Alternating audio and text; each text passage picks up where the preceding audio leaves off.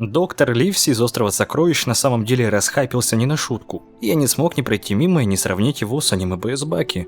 Ведь эти два произведения приближены к реальности, почти. Так что давай попробуем разобрать вкратце его силу и на что он будет способен, если его поставить против настоящих профессиональных бойцов.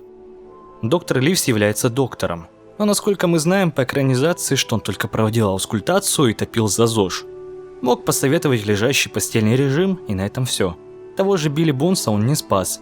Или же есть другая теория, именно он его и убил, чтобы отправиться за сокровищами. Если это так, то он очень умный и дальновидный манипулятор, особенно скрывает все эмоции под своей улыбкой, и этого мужичка будет сложно прочитать в бою. Отлично владеет шпагой, ведь во время боя он мог отражать атаку 3 пиратов, и параллельно с этим нюхать цветочек и думать о своем. То есть скорость у него равна примерно скорости звука. Конечно, в аниме есть куда быстрее бойцы, но это не все. Также я думаю, что он может владеть и другим оружием, кунаями, мушкетами. Этот арсенал очень огромен. Кроме того, Ливси мастер ядов, и отравить сильнодействующим ядом – это как раз плюнуть. Но самое главное то, что он может призвать своего помощника. Это Кокин, который может призвать Сайтаму. Но перед тем, как мы перейдем к имбе, я хотел бы сказать, что продаю боксы по бойцу Баки. Вот прикинь, ты нигде не найдешь такое, а вот у меня есть. В наборе присутствуют кружки и фигурки, также блокноты и стикеры, и это еще не все. Сделай приятно себе или подари своему другу, ему точно этот набор понравится. А также с этим промокодом я сделаю тебе скидку в 10%.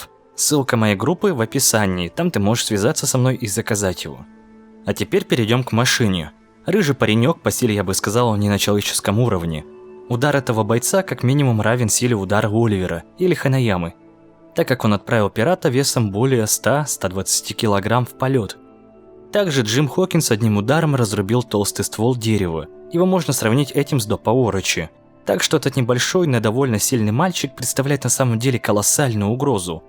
Пацан может скрыть свою ауру полностью. Он это продемонстрировал, когда следил за пиратами и все докладывал доктору Ливси, который далее выдавал новые приказы.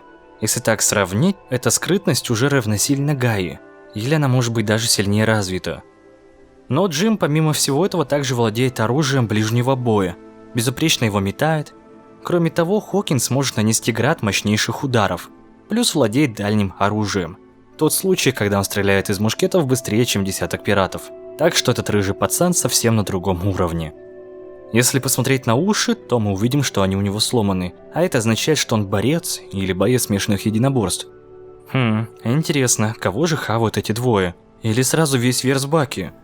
Давай тогда начнем с верхов, в пример я возьму Терекса. Эти двое без проблем его вынесут, так как пацан уже дрался с подобными габаритами и без проблем справлялся. Но даже так, доктор Ливси стоял бы сзади и настреливал своего мушкета, плюс он мог бы отравить Терекса ядом. Сикорского, Дойла, Янаги, компашка зэков тоже вряд ли бы справилась, так как Джим смог бы навалять за несколько ударов, либо доктор Ливси нарезал их на кусочки. Также не стоит забывать, что Ливси на вытянутых руках поднял чела и понес. Было видно, что этот вес для него ничто. А это означает, что доктор Ливси способен захватом, как сумоист, воткнуть в землю любого, кто слабее его. Вот против Дориана и Спека будет посложнее. Спек со своей физухой смог бы шквальником завалить Ливси. Считай, примерно это его уровень в рукопашку. Но наш доктор имеет скорость звука и шпага, позволяющая ему резать и рубить. То бишь противопоставить Спеку нечего, даже если он будет использовать скамейки, столбы и так далее. Ведь этот доктор без проблем уклонится, либо разрежет эти предметы. Кроме того, не стоит забывать про рыжего пацана, который может влететь сзади и вырубить Спека. Вот с Дорианом будет попроблемнее. Он сможет ввести в гипноз одного из героев Острова Сокровищ, но другой расправится с ним, как бы тот расправился со Спеком. А вот теперь пришло время статистов. Оливер. Вот здесь вряд ли что-то противопоставить доктору Ливси. Он его и не застрелит, и не разрубит. Нанести урон в рукопашку тоже не получится. А вот для Хокинса возможность нанести урон в ближнем бою осуществим. Но у Олива есть Пакмен, который, если схватит Джима, то это good game для него. Но критический урон Хокинс, я думаю, сможет нанести. Разорвать ударами пару органов, а почему бы и нет? Ханаяма тоже справится с доктором Ливси, но вот с Джимом Хокинсом ему будет потруднее. Дальше, думаю, нет смысла рассматривать челиков, такие как Джек, Сукуны и так далее, так как после этих танков пойдут бойцы уже уровня выше.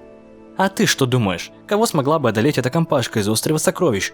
Пиши в комментариях, и я обязательно всех лайкну, ведь пока количество комментов сделать это позволяет. Также подписывайся на канал и про колокольчик не забывай. Пока.